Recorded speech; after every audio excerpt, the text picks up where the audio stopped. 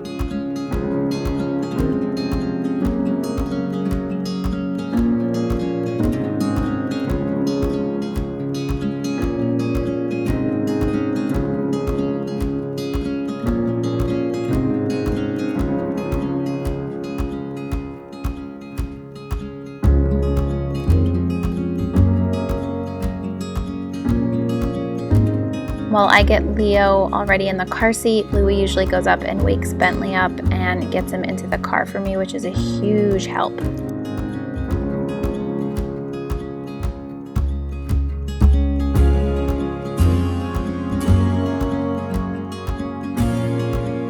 Mama.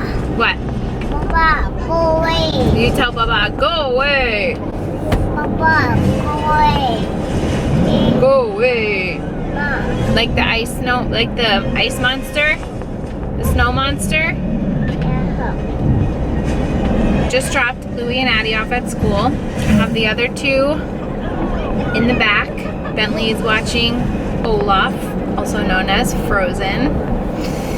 And I just thought I would film like a morning routine because this morning is a little bit different in just that I brought the kids to school. Usually Dan brings the kids in the morning because Leo is still not on any kind of schedule and Bentley sleeps in. So we don't like to have to wake them if we don't have to, but he had to be in work really early today. You want to eat? I know, we're gonna go home and eat. So actually getting out the door wasn't bad. I feel pretty good though. I'm a little bit tired. He slept actually last night I fed him last at like 12, I think it was like 12:30. And then he slept until 10 after 4. And he actually woke up like a teensy tiny bit fussy, but I think it was because he dropped the pacifier and I think he would have went back to sleep, but I heard him and I got up, so I just fed him. And then he slept until like 6:30, so it kind of worked out. And then once I was done feeding him, I jumped in the shower. I know a lot of people are like, how do you manage to get yourself up and ready every day and put makeup on? And I think I've shared this before, but that's just my personality. Like if I don't take a shower every day and get ready, I'm not saying like wear makeup every day, but get myself to where I feel good about myself, I just don't feel productive. I feel like a bum. So for me, it's just part of my day. I don't wash my hair every day. That doesn't happen every day, but some good dry shampoo, you don't need to wash your hair every day. It's just a mood boost for me to get ready, and I also enjoy taking that time in the morning when no one else is awake yet and I can just like get ready in peace. It's just what I do. It's just like part of my routine at this point. Showering and getting ready, and when I don't do that, like on the few days where I'm like, oh, like when Dan leaves for work with the kids to take to school, there's been some mornings where I'm like, I'll go back to sleep, and then I wake up with Bentley and I just feel, I don't know, I just feel different. I feel like I wasted half the day. I feel like I could have been more productive, and it just totally is a buzzkill. So yeah, I enjoy getting ready. I know some people would rather take that extra 20-30 minutes and sleep or get their work done, but for me, like, it's important to me. It makes a difference, so I just prioritize it. It's actually 72, so I am rocking a sweatshirt, but I think I'm actually gonna be in this sweatshirt all day because it's cozy and I don't have anywhere to go, anywhere to be. I really want to get the house decorated. I'm late. I usually have it done by September 1st, but you know, newborn and all that. Oh, and I need to take pictures of Leo for his 1 month photos. I'm 3 days late on that too. Okay, we're home.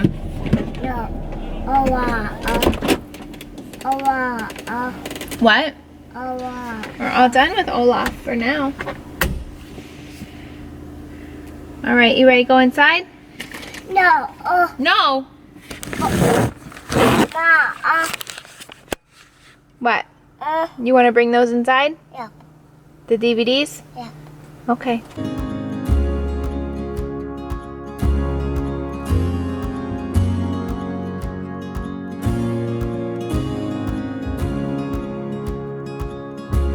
I am obsessed with these oils. They are a fall set I found on Amazon a couple years ago, and I always bust them out this time of year. They all smell so good together, so I just kind of mix and match each day, different combinations.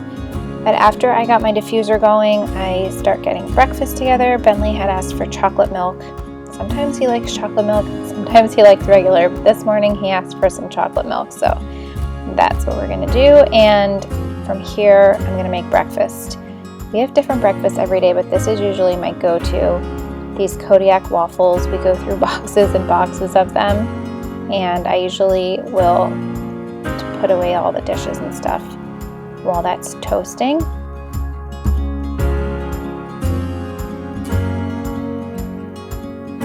So I try different combinations on these waffles, but I usually always spread some almond butter and then I put some kind of fruit. Today it was bananas and raspberries, and then I sprinkle a little bit of cinnamon. Sometimes I drizzle honey. It's just kind of whatever I'm in the mood for. I usually eat 2 of these, and Bentley honestly can eat 2 as well. They actually taste like dessert. If you guys have never tried this, highly, highly recommend it.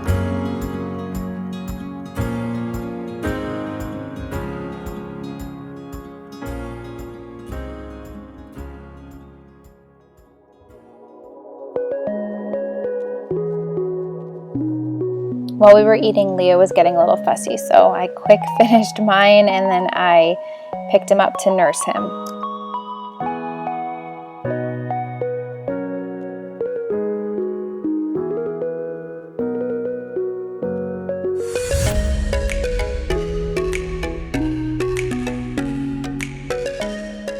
You'll see how excited Bentley gets here because he wanted to go. He always says he's cold, which means I want to cuddle. So I told him we could go cuddle on the couch. So I just put on nursery rhymes and I sat with him and finished nursing Leo. So after I shut the camera off, Bentley, I haven't said it on here, but Bentley has been pooping on the potty, like totally unexpectedly, totally wasn't planning for it, trying to potty train. I've tried in the past, like when I'm in the bathroom, he's of course with me, I'll ask him if he wants to try and go on the potty, and he's always been really afraid. But about a week or so ago, a week and a half ago, he always tells me when he's gonna go, and the look comes over his face, so I always know when it's happening. And I just said to him, do you want to try to go on the potty, like right as he was going? And he said yeah, so I just ran with it, and I ran him into the bathroom, and he sat down, and then he did the sign for all done, nothing happened. And then as soon as I picked him off, I saw it come over his face again, and I said, let's try again, and I put him up, and then at that point, it was like we were past the point of no return. He couldn't hold it back, and it just happened. And I of course made like a huge stink about it. And since then, he's gone like 3 other times, and he just now. I wasn't gonna film it because I wanted to respect his privacy, but we just went on the potty, and I'm so proud of him. I've always heard that number 2 is harder than number 1. Addie, I pretty much, once she was potty trained, when I was potty training her, it was like the same for both. Like it wasn't, one wasn't harder than the other. She was potty trained with both at the same time. And she was potty trained like shortly after she turned 2. But she was ready. Like she would tell me when she went in her diaper and wanted to change, she would go to the bathroom. She was always like embracing the potty. But Bentley, I always thought would be a little bit more challenging just because he would always act afraid when I would put him on there. So now that we got number 2 nailed down, we got to work on number 1. I haven't even like bought a toddler potty. I literally was not prepared.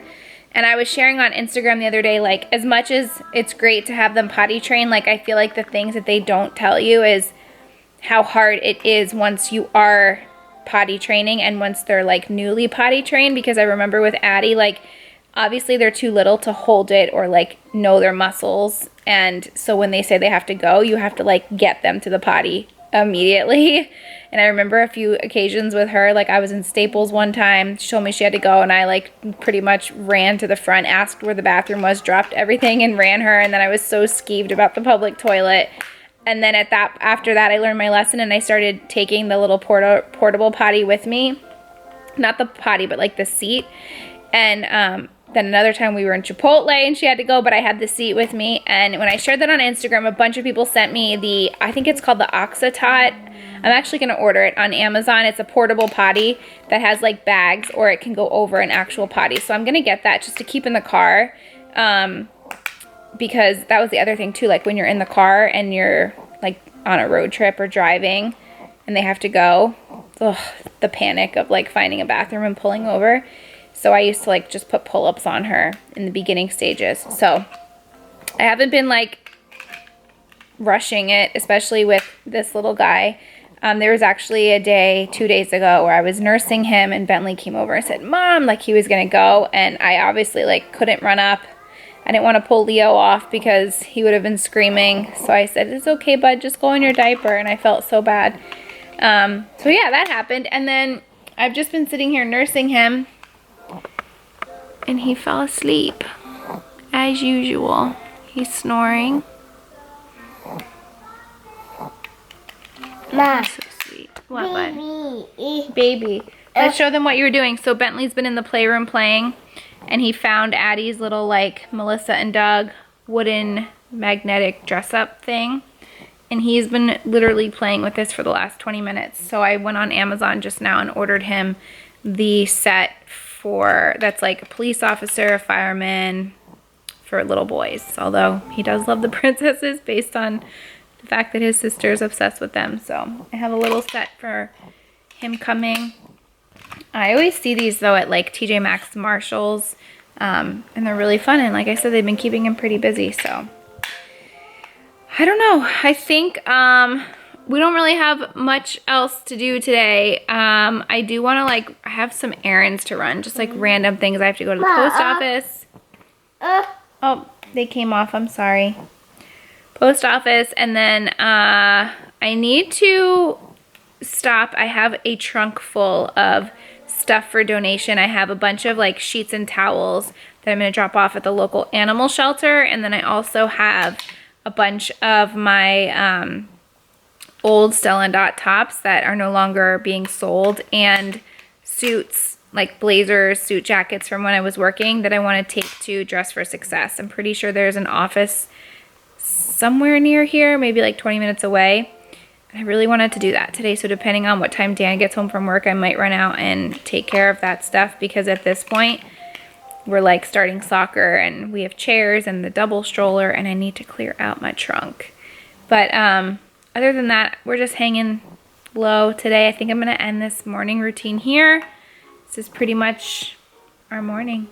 We're just being bums. It's nice, crisp, and cool outside. The sun's not even out, but I absolutely love this weather. I would like to decorate today, like I said, but if it happens, it happens, and if it doesn't, I'll try again tomorrow. But I hope you guys enjoyed seeing our little morning routine and hanging out. This boy's not really on a routine. He just cries when he's hungry and eats when he's hungry. And he poops a lot. Can you say bye, Benny? Bye. Say thank you for watching. Thank you for watching. He's so cute. Oh, really quick, I feel like I haven't really updated much on here about Bentley. I know I've talked a lot about early intervention. It came off. Yeah. But I haven't given any updates. If you follow me on Instagram, you see my updates there. But Bentley is no longer getting feeding or speech therapy. We graduated from early intervention. He stopped needing feeding therapy a while ago, but the same woman that was doing his feeding therapy just stuck on to do speech therapy because he was a little bit delayed. I was never concerned about his speech, but she was here and we were qualified for services, so we just added that goal to his plan. But eating wise, he's completely fine, and like normal and typical. He's a really great eater, and he's not like overstuffing, pocketing, or like using water to swallow like he was doing in the past. So that's been really great. And then his speech, like I said, I was never really concerned. Addie was a little bit delayed with her speech too. When I say delayed, like I feel like, I hate to even say that because I wouldn't consider her delayed, but compared to like some of my friends' kids, she wasn't talking as much. And then right when she turned 2, she had this like language burst, and it was the same for Bentley. So he is saying like 150 words. He's putting 2 words, sometimes 3 words together.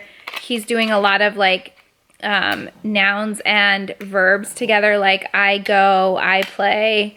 And I feel like it was great having the speech therapist here, but I don't want to say like she didn't help, because she gave me a lot of like good tips and techniques, but I really feel like most kids will just talk when they're ready. Like if there's not like an underlying issue, I just think they'll talk when they're ready, and it's just like an age and maturity thing. And now Bentley talks nonstop. He's saying all the words.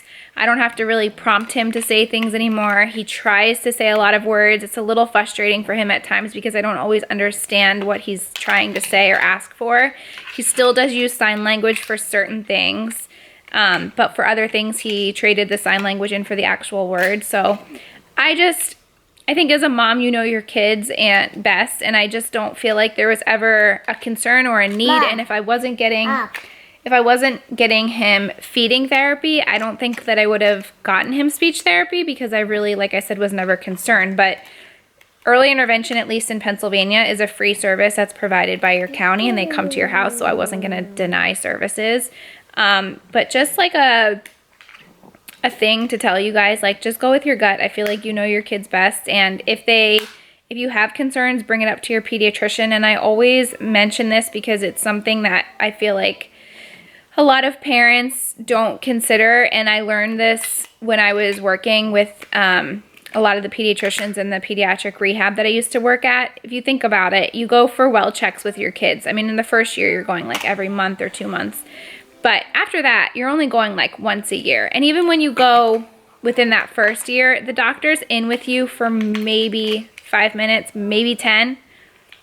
I'll give you 20. Even if the doctor's in with you for 20 minutes, which I think that's rare unless there's like issues happening. But for the well checks, it's like they listen to their vitals, they ask you developmental questions, they tell you what the visit's going to entail if they're getting vaccines, ask a few questions, and then bye.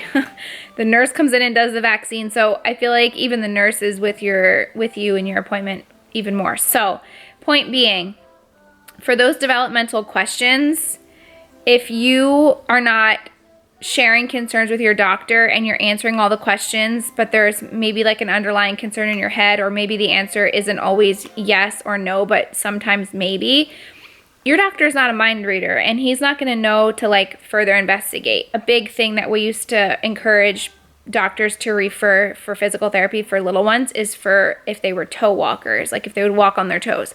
Sometimes it's like a sensory thing, and sometimes they walk on their toes because their muscles aren't like stretched and they need their muscles stretched. And in some cases it results in like them needing like orthotics in their shoes. But that's not something I feel like a lot of parents would think like, oh, they're walking on their toes, I'm concerned, there might be an issue. I feel like we think it's cute, and of course if you're not like educated in that or versed in that subject, you wouldn't think to question it. And the point of this is like a doctor, a pediatrician at their 2-year well check is not saying, can I watch your child walk across the room, and checking to see if they're toe walking. No. You want to watch that one? Yep. Okay. So unless you say that to your doctor, like bring it up, that goes unnoticed. So little things like that. My point is, your doctor's not with your child very long at all. You're with your child 24/7. you know your child. So you can't always expect the doctors to find things or have things come up. So if you have concerns and questions, the best thing to do is to go to the doctor. And if they're little, like under 3, and you can qualify for early intervention, like do it. It's awesome. You take advantage of those resources that you have. I know, like I said, it might be different state to state, but for the most part, I'm pretty sure most states have like some type of service that's provided to you for little ones. And then as they get older, the intermediate unit takes over, so when they're in school, they can get extra services and help. And I feel like not enough moms talk about stuff like this because they're maybe embarrassed, or they don't feel like their child's as advanced as some others, or they just don't know any better because we're just not always educated in those things, which why would we be? So I wish more moms would talk about stuff like this and share. And I think in just me sharing like my little journey of him getting early intervention services, just from the feedback I've gotten from a lot of you, has been really helpful.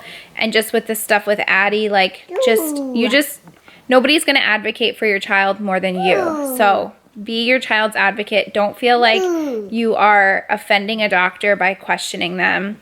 Lord knows I've probably offended a lot of doctors, and I'm glad that I do sometimes, because just in going through the treatment with Addie, like things have been missed and there has been mistakes, and I have questioned it, and I have not caught them, but like, for example, when the nurses would come in, I would pretty much know the protocol, and a couple times I'd be like, don't you need to do this first? And they would be like, oh yeah, thank you. Like, caught them like that. Like if I didn't say anything or if I wasn't in the room. So that's the best advice I can give you from one mama to another. Like, speak up.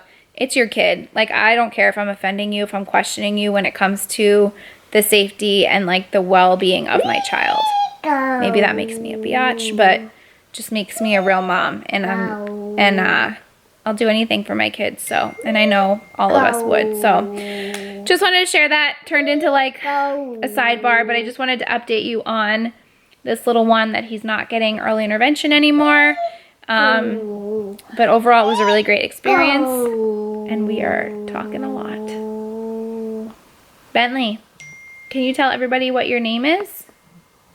What's your name? You're not Lou. What's your name? Grandpa. You're not Grandpa. This is a game we play. Baba. You're not Baba. Are you Addie? Yeah. No, you're not Addie. Are you Mommy?